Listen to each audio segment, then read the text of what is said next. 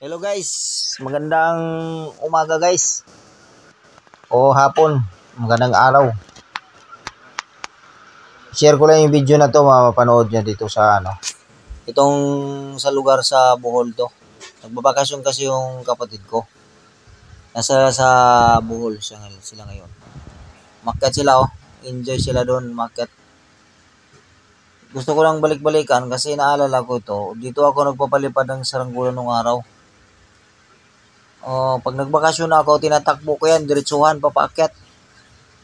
Alam mo naman yung bundok sa Bohol, sa amin, probinsya namin. Chocolate Hills yan. Ganda yan.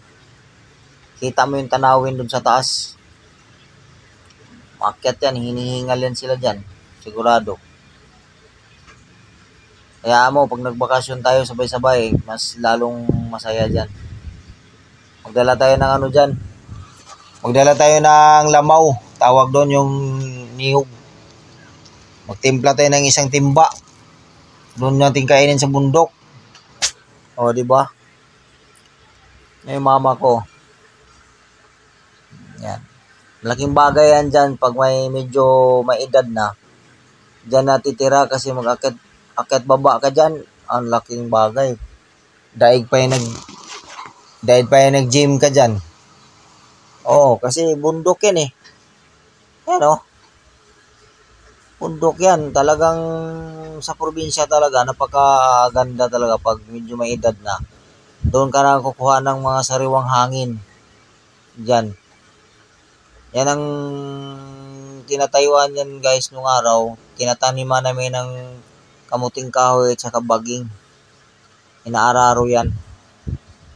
Sa ngayon di naararo kasi hindi nasikaso kasi halos lahat nasa probinsya na Marapit na rin tayo dyan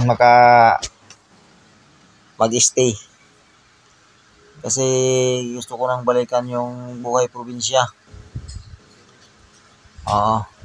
Parang nagsawa na rin tayo sa buhay delivery. Kaya guys, gandang tanawin dyan. Talagang relax na relax yung mo dyan. Nakakawala ng stress. Kaya guys, pagdating sa probinsya, lahat naman tayo may mga probinsya kaya ganun talaga.